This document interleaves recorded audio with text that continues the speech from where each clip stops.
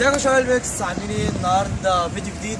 النهارده هنتعلم اسهل خمس حركات هنتعلمهم النهارده في الفيديو ده، فركز كويس جدا عشان تستفيد كويس مني. ما تنساش بقى لو انت جديد في القناه تشترك، تعمل لايك، شير. يلا بينا. طبعا يا جدعان معانا اول حركه فكي. الفكي ديت يعني ايه فكي؟ طبعا مش فاهمين يعني ايه فكي عشان لسه الرياضه مش منتشره في مصر. دلوقتي الفكي بنخبط هنا بالراحه، نرجع وبنعمل تمام. ده النص. تعالوا نخش في العملي بقى نشوف بتعمل ازاي.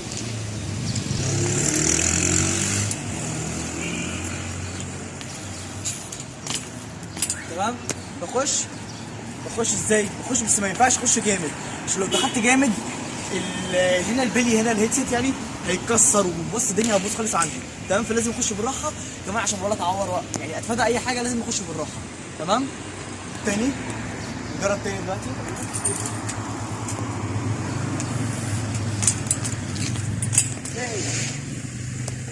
طيب يا جماعه دلوقتي يا جدعان دلوقتي انا بخش بخبط براحه وبرجع فيك عادي وبعد العاده اللي تريح. تمام. طيب يا جدعان تاني حركه معانا الفوت جيم. الفوت جيم برضو حركه لذيذه وكويسه نقدر نعملها. تمام. حركه اول حاجه بنعملها ازاي؟ تعال بص اول ما هتتعمل ازاي.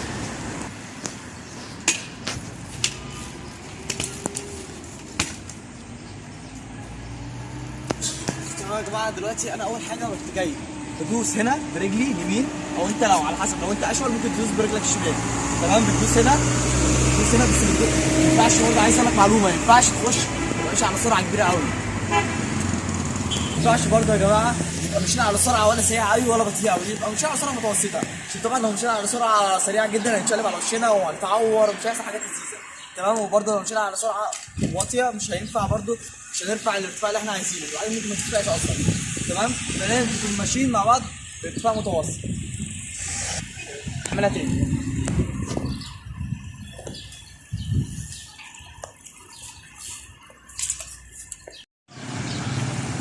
طب يا جدعان معانا دلوقتي تالت حركه وهي الباني هوب. الباني هوب برضه حركه من اساسيات البي ام اكس. يعني بص عشان تعمل اي حركه في البي ام اكس كلها هتستخدم الباني هوب. الباني هوب بص حركه اساسيه، تعمل اي حركه في العالم هتستخدم الباني هوب.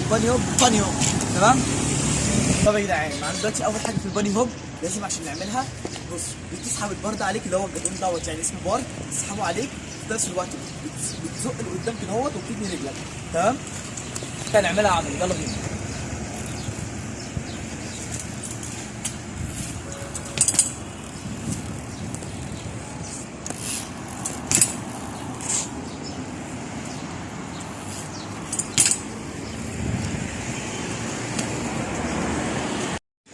طب يا جدعان دلوقتي معانا رابع حركه اللي هي الشتيرن.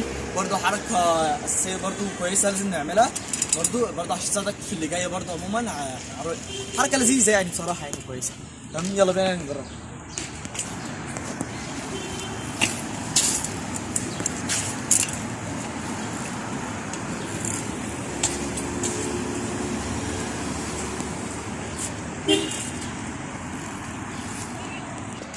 طب يا جماعه دلوقتي احنا جيت اعملها ازاي؟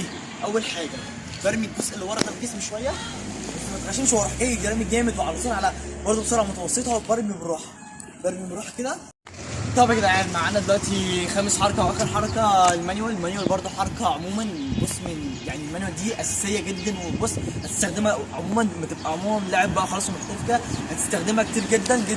تمام. فركز معايا فيها كويس. تعالوا نشوف دلوقتي بتعمل ازاي.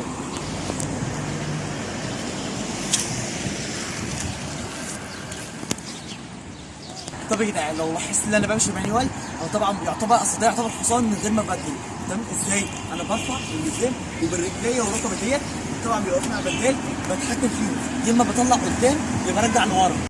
طب يا جدعان طبعا بعتذر الفتره اللي فاتت دي ما بنزلش فيديوهات خالص. ليه بقى؟ ايه السبب؟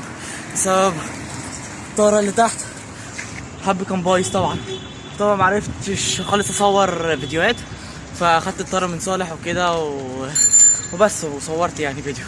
تمام. لو عايز تعرف اي معلومه خش على الانستجرام، اللينك تحت في الديسكربشن. سلام.